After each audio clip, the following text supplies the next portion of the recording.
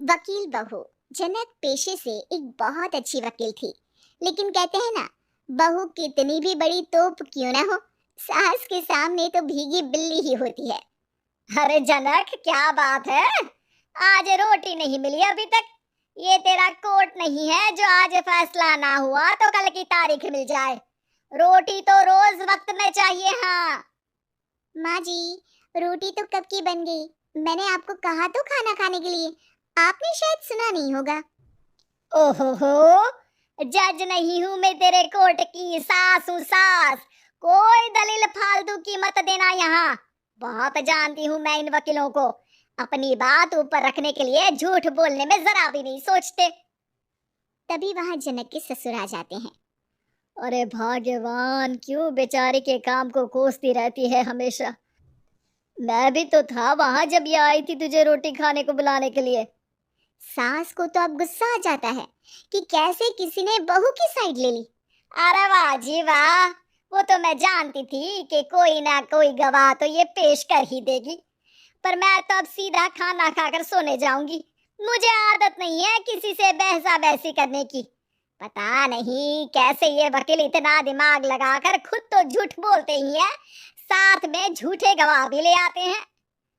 जनक को सास के ताने सुनने की अब आदत सी पड़ जाती है। एक दिन जनक वकील की ड्रेस पर काला कोट पहनकर कोर्ट के लिए निकल ही रही होती है कि अरे कहाँ चली काला कौवा बनकर? टोक दिया ना। अब कोर्ट तो वकील वाली ड्रेस पहनकर ही जाऊंगी ना। वाह भाई वाह, दामिनी तो मैंने भी देखी है। सन्नी पाजी ने ऐसा ही कोट पहना था और कहा था कि तारीख पर तारीख, तारीख पर तारीख। मतलब कि कोई बात करनी है तो बोलिए, वरना वक्त नहीं है मेरे पास खराब करने के लिए।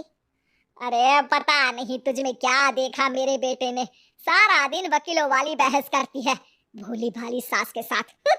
अच्छा सुन, जो इतनी बहस मेरे आगे करती है ना, जरा अपने बॉस से कर ले, जो 1 साल भी ना हुए तेरी शादी को और काले कपड़े पहना दिए।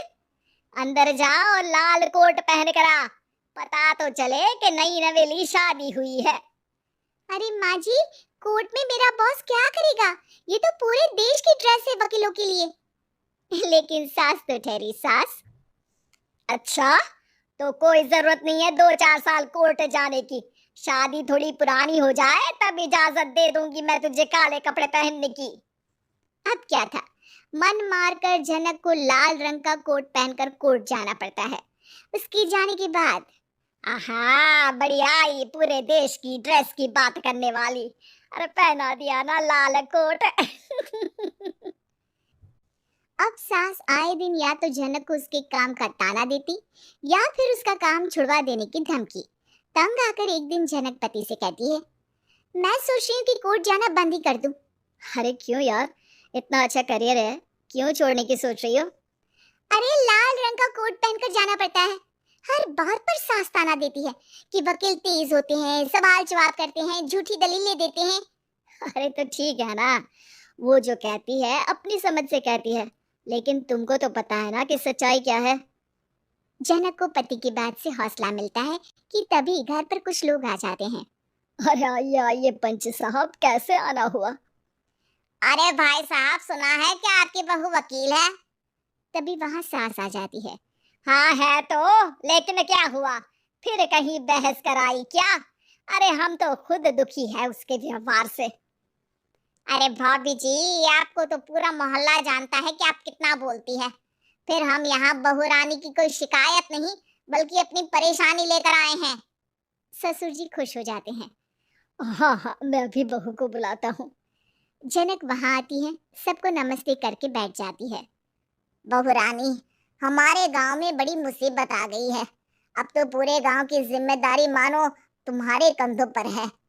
अरे ना ना, इससे तो घर की जिम्मेदारी पूरी नहीं होती, ये गांव की जिम्मेदारी क्या लेगी? भाभी जी, आप चुप हो जाओ। यहाँ पढ़े लिखे लोगों की बात हो रही है। आप जाओ, जरा रसोई से सबके लिए चाय लेकर आओ। अब मैं कॉफी लूंगी। हाँ हाँ, वकील साहिबा के लिए कॉफी। सास सर पैर सब पटक कर वहां से निकल जाती है। बहू, गांव में पानी नहीं आ रहा है, पड़ोसी राज्य ने हमारा पानी रोक रखा है। इसका मामला तो बड़े कोर्ट में चलेगा पंच जी, लेकिन ऐसा क्यों? वो राज्य हम लोगों से पानी के पैसे मांग रहा है। अब आधे गांव में पानी की सप्लाई खत्म हो गई है बहुरानी। अच्छा पंच साहब, बात गांव की है तो मैं जरूर केस लड़ूंगी। यहाँ एक बार फिर सास की एंट्री हो जाती है।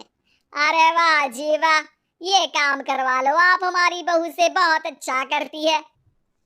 मैं हूँ सीधी सादी सास, इस लड़की ने कैसे लड़ लड़ कर मुझे साइड कर रखा है ये तो अब आपको पता चल ही जाएगा। अरे भाभी जी, आपकी आवाज तो पूरे गांव को सुनाई पड़ती है जब आप बहू रानी को सुंदर वचन सुना रही होती हैं। अरे वकील बहू मिली है, फक्र करो फक्र।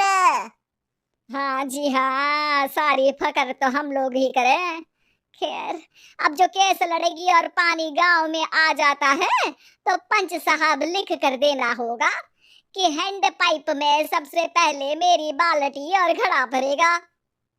अरे फिर तो हम बहू रानी के नाम पर घर पर ही सप्लाई दे देंगे, लेकिन ये इतना आसान नहीं है। बहू, गांव के पास अभी वकील करने की भी पैसे नहीं है तो। अरे पंच साहब, ये मेरे गांव का मामला है, मैं आपसे एक भी पैसा नहीं लूंगी। सास को बहू की बात पर गुस्सा आ जाता है, लेकिन सबके जाने के बाद झनक मन लगाकर गांव की परेशानियों को दूर करने में लग जाती है। और वो दिन भी आता है कि झनक केस जीत जाती है। अरे आज तो प्लम्बर आकर घर तक पाइप लगा गया है, खुश हो जाओ, मेरे कारण तुम लोगों को घर के अंदर ही पानी मिल जाएगा।